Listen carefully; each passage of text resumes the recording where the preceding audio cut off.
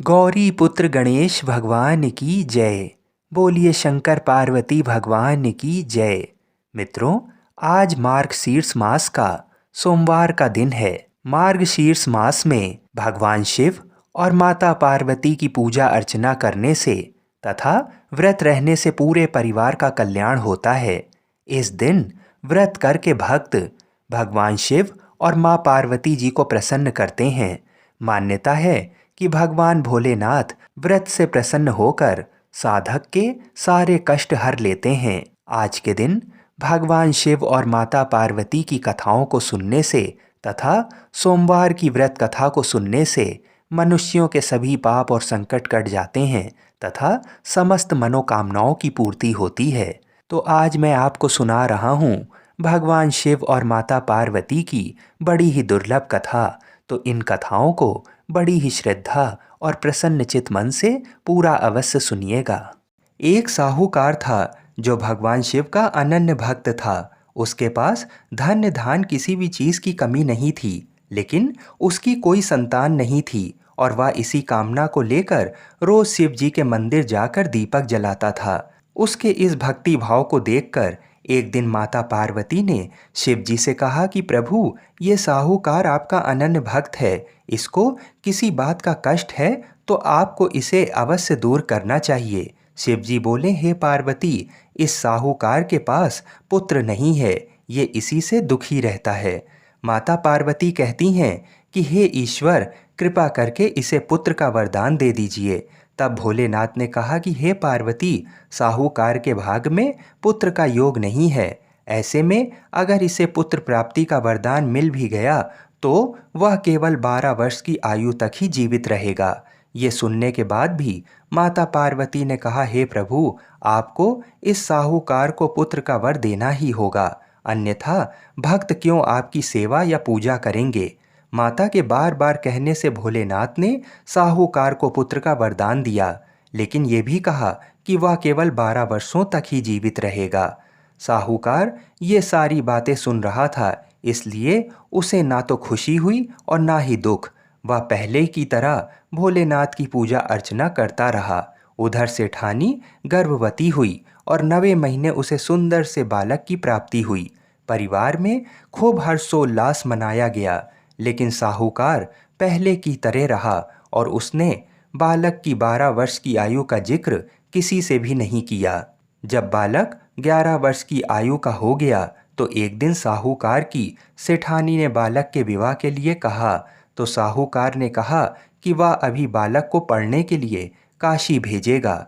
इसके बाद उसने बालक के मामा जी को बुलाया और कहा कि इसे काशी पढ़ने के लिए ले जाओ और रास्ते में जिस भी स्थान पर रुकना वहाँ यज्ञ करते और ब्राह्मणों को भोजन कराते हुए आगे बढ़ना। वे लोग ये सब करते हुए ही आगे बढ़ रहे थे कि रास्ते में एक राजकुमारी का विवाह था। जिससे उसका विवाह होना था वह एक आंख से काना था। तो उसके पिता ने जब अति सुंदर साहूकार के बेटे को देखा तो उनके मन में आया कि क्यों ना इसे ही घोड़ी पर बिठाकर शादी के सारे कार्य संपन्न करा दिए जाएं। तो उन्होंने मामा से बात की और कहा कि इसके बदले में वह अथाह धन देंगे। तो वह भी राजी हो गया। इसके बाद साहूकार का बेटा विवाह की वेदी पर बैठ गया और जब विवाह कार्य संपन्न हो गया तो जाने से पहले उसने राजकुमारी की चुंदरी के पल्ले पर लिखा कि तेरा विवाह तो मेरे साथ हुआ है, लेकिन जिस राजकुमार के साथ भेजेंगे वह तो एक आंख का काना है। इसके बाद वह अपने मामा के साथ काशी के लिए चला गया। उधर जब राजकुमारी ने अपनी चुनरी पर यह लिखा हुआ पाया तो उसने राजकुमार के साथ जाने को मना कर दिया। तो राजा ने भी अपनी पुत्री को बारात के साथ विदा नहीं किया। बारात वापस लौट गई। उधर मामा और भांजे काशी पहुंच गए थे। एक दिन जब मामा ने यज्ञ रचा रखा था और भांजा बहुत देर तक बाहर नहीं आया तो मामा ने अंदर जाकर देखा तो भांजे के प्राण निकल चुके थे। वह बहुत परेशान हुए, लेकिन सोचा कि अभी रोना पीटना मचाया तो ब्राह्मण चले जाएंगे और यज्ञ का कार्य अधूरा रह जाएगा। जब यज्ञ संपन्न हुआ तो मामा ने रोना पीटना शुरू किया। उसी समय शिव पार्वती उधर से जा रहे थे तो माता पार्वती ने शिव जी से पूछा कि हे प्रभु, ये कौन रो रहा है। तभी उन्हें पता चलता है कि ये तो भोलेनाथ के आशीर्वाद से जन्मा साहूकार का पुत्र है। तब माता पार्वती कहती हैं कि हे स्वामी, इसे जीवित कर दें, अन्यथा रोते रोते इसके माता पिता के प्राण निकल जाएंगे। तब भोलेनाथ ने कहा कि हे पार्वती, इसकी आयु इतनी ही थी, सो वह भोग चुका। लेकिन माँ के बार बार आग्रह करने पर भोलेनाथ ने उसे जीवित कर दिया। लड़का ओम नमः शिवाय कहते हुए जी उठा और मामा भांजे दोनों ने ईश्वर को धन्यवाद दिया और अपनी नगरी को ओर लौट गए। रास्ते में वही नगर पड़ा और राजकुमारी ने उन्हें पहचान लिया। तब राजा ने राजकुमारी को साहूकार के बेटे के साथ बहुत सारा धन्य धान दे के विदा किया। उधर साहूकार और उसकी पत्नी छत पर बैठे थे। उन्होंने ये प्रण कर रखा था कि यदि उनका पुत्र सकुशल ना लौटा तो वह छत से कूदकर अपने प्राण त्याग देंगे। तभी लड़के के मामा ने आकर साहूकार के बेटे और बहू के आने का समाचार सुनाया, लेकिन वे नहीं माने। तो मामा ने शपथ पूर्वक कहा। तब तो दोनों को विश्वास हो ही गया और दोनों ने अपने बेटे बहू का स्वागत किया। उसी रात साहूकार को स्वप्न में शिव जी ने दर्शन दिया और कहा कि तुम्हारे पूजन से मैं प्रसन्न हुआ। इसी प्रकार जो भी व्यक्ति इस कथा को पढ़ेगा या सुनेगा, उसके समस्त दुख दूर हो जाएंगे और मनोवांछित सभी मनोकामनाओं की पूर्ति होगी। बोलिए श्री शंकर पार्वती भगवान की जय। बोलिए श्री राधा कृष्ण भगवान की जय। बोलिए श्री तुलसी शालिग्राम जी की जय। हर हर महादेव। तो आज मैं आपको सुना रहा हूँ भगवान शिव और माता पार्वती की बड़ी ही दुर्लभ कथा। तो इस कथा को पूरी श्रद्धा और प्रसन्न चित मन से पूरा अवश्य सुनिएगा। एक गांव में भगवान शिव का परम भक्त एवं ब्राह्मण रहता था। पंडित जी जब तक रोज सुबह ब्रह्म मुहूर्त में उठकर नित्य कर्मों से निवृत्त होने के पश्चात भगवान शंकर का पूजन नहीं कर लेते थे, तब तक उन्हें चैन नहीं पड़ता था। जो कुछ भी दान दक्षिणा में आ जाता, उसी से पंडित जी अपना गुजारा करते थे और दयालु इतने थे कि जब भी कोई ज़रूरतमंद मिल जाता तो अपनी क्षमता के अनुसार उसकी सेवा जरूर करते थे। इस कारण शिव के परम भक्त ब्राह्मण देवता गरीबी का जीवन व्यतीत कर रहे थे। पंडित जी की इस दानी प्रवृत्ति से उनकी पत्नी उनसे चिढ़ती तो थी, किंतु उनकी भक्ति परायणता को देख उनसे अत्यधिक प्रेम करती थी, इसलिए वह कभी भी उनका अपमान नहीं करती थी। साथ ही अपनी जरूरत का धन वह आस पड़ोस में मजदूरी करके जुटा लेती थी। एक समय ऐसा आया जब मंदिर में दान दक्षिणा कम आने लगी, जिससे पंडित जी को आर्थिक तंगी का सामना करना पड़ा। घर की मूल आवश्यकताओं की पूर्ति नहीं होने के कारण ब्राह्मणी दुखी रहने लगी। इसी तरह दिन बीतने लगे। एक दिन महाशिवरात्रि का दिन आया। उस दिन भी पंडित जी हमेशा की तरह ब्रह्म मुहूर्त में उठकर नित्य कर्मों से निवृत्त होने के लिए नदी की ओर चल दिए। संयोग से उस समय उस राह से पार्वती जी और शिव जी गुजर रहे थे। अचानक से पार्वती जी की नज़र उस ब्राह्मण पर पड़ी। आज पंडित जी महाशिवरात्रि को लेकर इतने उत्साहित नहीं थे जितने कि अक्सर हुआ करते थे। पार्वती जी को बात समझते देर नहीं लगी। उन्होंने शिव जी से कहा, भगवान, ये ब्राह्मण देवता प्रतिदिन आपकी उपासना करते हैं, फिर भी आपको इसकी चिंता नहीं है। पार्वती जी की बात सुनकर शिव जी बोले, देवी, अपने भक्तों की चिंता मैं नहीं करूँगा तो कौन करेगा। पार्वती जी बोली, तो हे देव, आपने अब तक इसकी सहायता क्यों नहीं की। तब शिव जी बोले, देवी आप निश्चिंत रहिए, अब तक उसने जितने बिल्व पत्र शिवलिंग पर चढ़ाए हैं, वही बिल्व पत्र आज रात्रि में उसे धनपति बना देंगे। ये बातचीत करके पार्वती जी और शिव जी तो चल दिए, किंतु संयोग तो देखिए, उसी समय उस राह में एक व्यापारी गुजर रहा था। उसने छुपकर शिव जी और पार्वती जी का वार्तालाप सुन लिया। व्यापारी ने अपना दिमाग चलाया, अगर बिल्व पत्र से ब्राह्मण धनपति हो सकता है तो फिर मैं क्यों नहीं हो सकता। यही सोच वह ब्राह्मण के घर पहुंच गया और ब्राह्मण से बोला, पंडित जी, आपने अब तक जितने भी बिल्व पत्र शिव पूजन में चढ़ाए हैं वह सब मुझे दे दीजिए, बदले में मैं आपको 100 स्वर्ण मुद्राएं दूंगा। पंडित जी ने अपनी पत्नी से पूछा तो वह बोली, पुण्य का दान ठीक तो नहीं है, किंतु अगर आपका मन करे तो दे दीजिए। हमें धन की जरूरत है, इसलिए दे दीजिए। पंडित जी ने सारे बिल्व पत्र बोरे में भरकर सेठ जी को दे दिए। बिल्व पत्रों का बोरा लेकर सेठ जी पहुंच गए मंदिर और शिवलिंग पर चढ़ाकर देखने लगे कि कब शिव जी कृपा करेंगे और कब वह और धनपति बन जाएगा।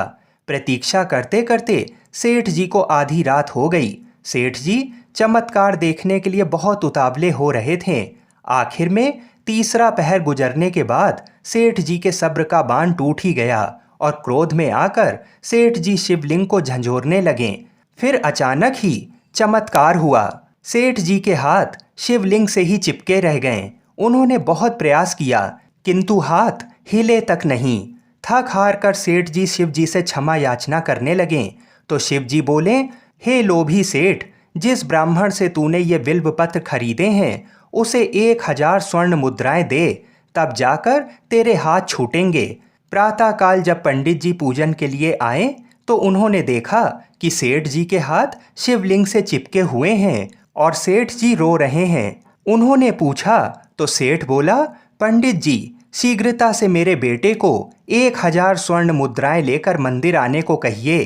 पंडित जी ने सेठ के बेटे को बुलाया और सेठ ने वह स्वर्ण मुद्राएं ब्राह्मण को दिलवा दी। तब जाकर सेठ के हाथ शिवलिंग से छूटे।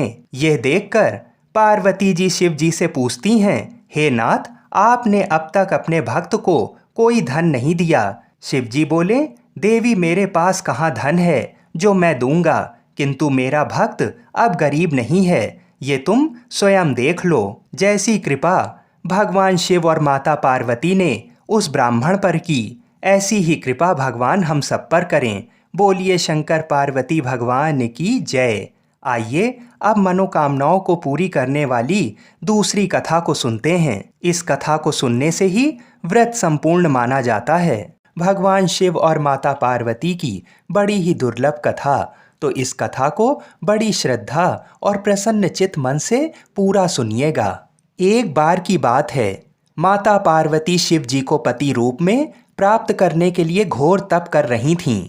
उनके तप को देखकर देवताओं ने शिव जी से देवी की मनोकामना को पूर्ण करने की प्रार्थना की। शिव जी ने पार्वती जी की परीक्षा लेने सप्त ऋषियों को भेजा। सप्त ऋषियों ने शिव जी के सैकड़ों अवगुण गिनाए, पर पार्वती जी को महादेव के अलावा किसी और से विवाह मंजूर नहीं था। सज्जनों, विवाह से पहले सभी वर अपनी भावी पत्नी को लेकर आश्वस्त होना चाहते हैं, इसलिए शिव जी ने स्वयं भी पार्वती जी की परीक्षा लेने की ठानी। भगवान शंकर प्रकट हुए और पार्वती जी को वरदान देकर अंतर्ध्यान हुए। इतने में पार्वती माता जहां तप कर रही थीं, वहीं पास में तालाब में मगरमच्छ ने एक लड़के को पकड़ लिया। लड़का जान बचाने के लिए चिल्लाने लगा। पार्वती जी से उस बच्चे की चीख सुनी नहीं गई। द्रवित हृदय होकर वह तालाब पर पहुंची। देखती हैं कि मगरमच्छ लड़के को तालाब के अंदर खींच कर ले जा रहा है। लड़के ने देवी को देखकर कहा, मेरी ना तो माँ है, ना बाप, ना कोई मित्र। माता, आप मेरी रक्षा करें। पार्वती जी ने कहा, हे मगरमच्छ, इस लड़के को छोड़ दो। मगरमच्छ बोला, दिन के छठे पहर में जो मुझे मिलता है उसे अपना आहार समझकर स्वीकार करना मेरा नियम है। ब्रह्मदेव ने दिन के छठे पहर इस लड़के को भेजा है, मैं इसे क्यों छोड़ूं? पार्वती जी ने विनती की, तुम इसे छोड़ दो, बदले में तुम्हें जो चाहिए वह मुझसे कहो। मगरमच्छ बोला, एक ही शर्त पर मैं इसे छोड़ सकता हूँ। आपने तप करके महादेव जी से जो वरदान लिया है, यदि उस तप का फल मुझे दे दो तो मैं इसे छोड़ दूंगा। पार्वती जी तुरंत तैयार हो गईं। उन्होंने कहा, मैं अपने तप का फल तुम्हें देने को तैयार हूँ, लेकिन तुम इस बालक को छोड़ दो। मगरमच्छ ने समझाया, सोच लो देवी, जोश में आकर संकल्प मत करो। हजारों वर्षों तक जैसा तप किया है वैसा देवताओं के लिए भी संभव नहीं है। उसका सारा फल इस बालक के प्राणों के बदले चला जाएगा। पार्वती जी ने कहा, मेरा निश्चय पक्का है, मैं तुम्हें अपने तप का फल देती हूँ, तुम इसको जीवन दे दो। मगरमच्छ ने पार्वती जी से तप दान करने का संकल्प करवाया। तप का दान होते ही मगरमच्छ का देह तेज से चमकने लगा। मगर बोला, हे पार्वती, देखो तप के प्रभाव से मैं तेजस्वी बन गया हूँ। तुमने जीवन भर की पूंजी एक बच्चे के लिए व्यर्थ कर दी। चाहो तो अपनी भूल सुधारने का एक मौका और दे सकता हूँ। पार्वती जी ने कहा, हे ग्रह, तब तो मैं पुनः कर सकती हूँ, किंतु यदि तुम इस लड़के को निगल जाते तो इसका जीवन वापस नहीं मिल सकता था। देखते ही देखते वह लड़का अदृश्य हो गया। मगरमच्छ भी लुप्त हो गया। पार्वती जी ने विचार किया, मैंने तप तो दान कर दिया है, अब पुनः तप आरंभ करूंगी। पार्वती जी ने फिर से तप करने का संकल्प किया। भगवान सदाशिव फिर से प्रकट होकर बोले, पार्वती, भला अब क्यों तप कर रही हो? पार्वती जी ने कहा, प्रभु, मैंने अपने तप का फल दान कर दिया है। आपको पति रूप में पाने के संकल्प के लिए मैं फिर से वैसा ही घोर तप कर आपको प्रसन्न करूंगी। महादेव जी बोले, मगरमच्छ और लड़के दोनों रूपों में मैं ही था।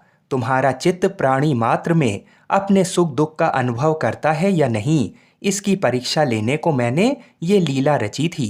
अनेक रूपों में दिखने वाला मैं एक ही हूँ। मैं अनेक शरीरों से अलग निर्विकार हूँ। तुमने अपना तप मुझे ही दिया है, इसलिए अब और तप करने की कोई जरूरत नहीं है। देवी ने महादेव को प्रणाम कर प्रसन्न मन से विदा किया। बोलिए शंकर पार्वती भगवान की जय। आइए अब मनोकामनाओं को पूरी करने वाली दूसरी कथा को भी सुनते हैं।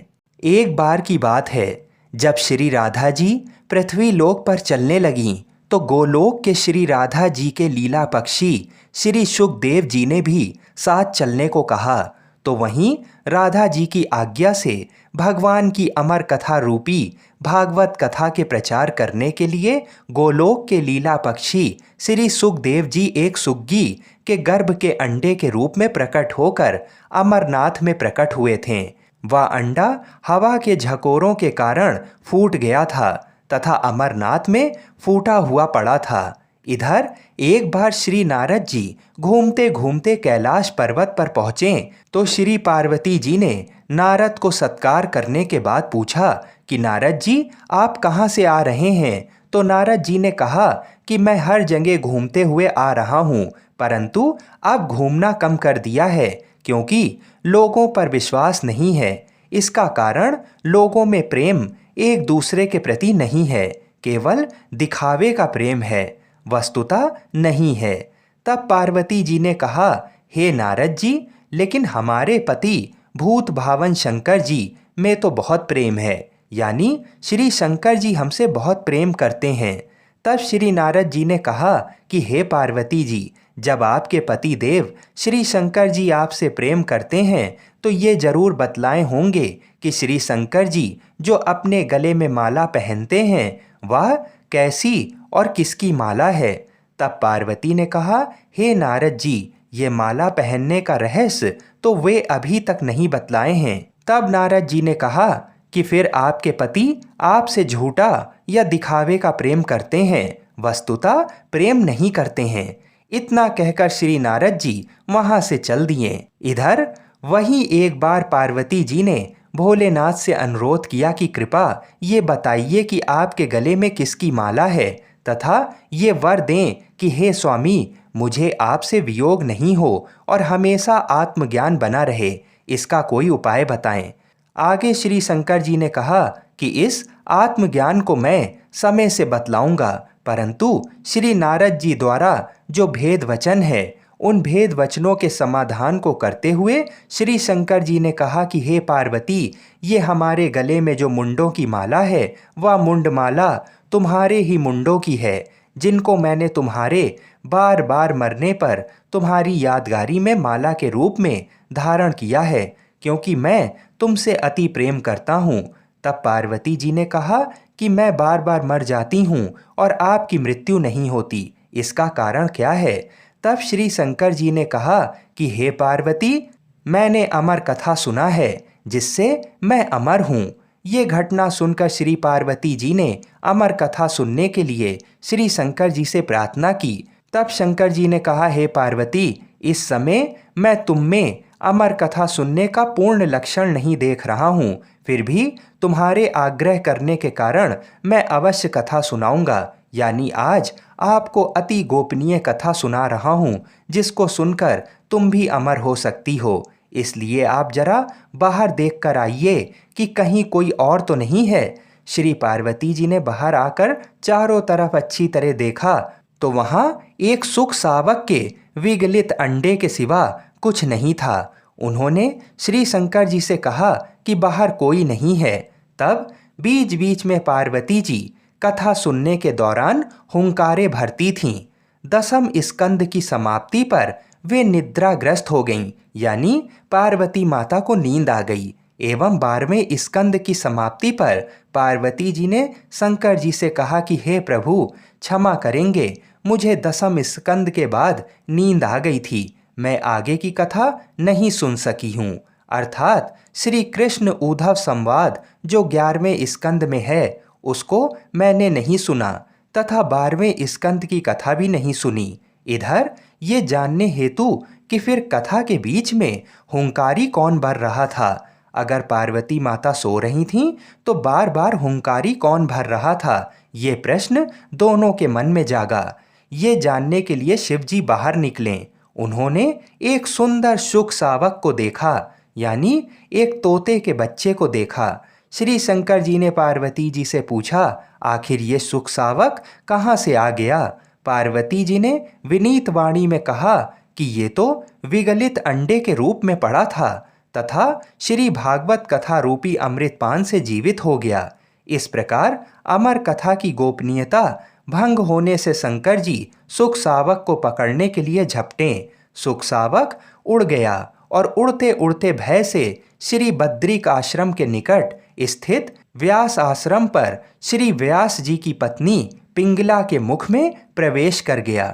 फिर शंकर जी ने श्री व्यास जी द्वारा सांत्वना प्राप्त कर वापस अपने आश्रम पर लौट गए। इधर श्री सुखदेव जी 16 वर्षों तक पिंगला के गर्भ में रहे। अंतोतगत्वा श्री व्यास जी के अनुरोध करने पर सुखदेव जी ने अपना भय बताना प्रारंभ किया। उन्होंने गर्भ के भीतर से कहा कि उन्हें बाहर आने पर माया से ग्रसित होने का भय है। यदि भगवान श्री कृष्ण द्वारा माया से ग्रसित नहीं होने का आश्वासन मिले तब वे बाहर आएंगे।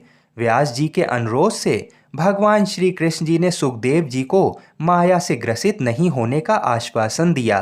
तब सुखदेव जी गर्भ से बाहर आए और जन्म लेते ही जंगल में तपस्या करने चल पड़े तथा पुनः सुखदेव जी जो अपने पिता व्यास जी के बुलाने पर भी नहीं आए, लेकिन व्यास जी के ब्रह्मचारी शिष्य द्वारा गाए जाते हुए श्री भागवत जी के मंत्रों से अपनी समाधि को तोड़ दिया। इस श्लोक को पूरा पूरा सुनकर श्री सुखदेव जी ने समाधि तोड़ दी तथा श्लोक को सुनकर उन श्री व्यास जी के शिष्यों के पीछे पीछे चल दिए। इस घटना का मुख्य कारण भागवत कथा ही है। आइए अब मनोकामनाओं को पूरी करने वाली दूसरी कथा को सुनते हैं। मनोकामनाओं की पूर्ति होती है तो आज मैं आपको सुना रहा हूँ भगवान शिव और माता पार्वती की बड़ी ही दुर्लभ कथा। तो इस कथा को बड़ी श्रद्धा और प्रसन्न चित्त मन से पूरा सुनिएगा। एक समय की बात है जब राम जी वनवास खत्म होने के बाद राज सिंहासन पर बैठे थे। उस समय माता पार्वती और भोलेनाथ घूम रहे थे। तो भोलेनाथ ने देखा कि राम जी के दादाजी का श्राद्ध का भंडारा हो रहा है। तब भगवान भोलेनाथ जी ने सोचा कि चलो मैं भी राम जी के घर चलता हूँ, इसी बहाने राम जी का दर्शन भी कर लूँगा। तो भोलेनाथ ने माता पार्वती से बोला, हे गौरा, तुम कैलाश धाम जाओ और हमारे लिए भोजन बनाओ, मैं थोड़ा देर से आता हूँ। तो माता ने भोलेनाथ की बात मानकर कैलाश धाम को चली गईं और भोलेनाथ पहुँचे राम जी के घर और ब्राह्मणों के साथ पंगत में बैठ गए और भंडारा खाने लगे। तभी ब्राह्मणों को माता जानकी ने पेट भर भोजन खिलाया। उसके बाद सभी ब्राह्मण उठकर चले गए, लेकिन भोलेनाथ बैठे रहे। तो माता सीता लक्ष्मण जी की धर्म पत्नी माता उर्मिला से बोली, सभी ब्राह्मण उठकर चले गए। तो माता उर्मिला बोली, सभी ब्राह्मण उठकर चले गए हैं, केवल एक ही बैठा है। तो माता जानकी जी बोली, अच्छा कोई बात नहीं, थोड़ा भूखा होगा, इसे और भोजन खिला दो। तब माता सीता और माता उर्मिला सभी सखियां भोलेनाथ को भर पेट खाना खिलाने लगीं। भोलेनाथ खाते गए, लेकिन भोलेनाथ की भूख ना शांत हुई और वे भोजन खाते ही गए। माता जानकी के रसोई का सारा सामान खत्म हो गया, लेकिन भोलेनाथ उठे नहीं।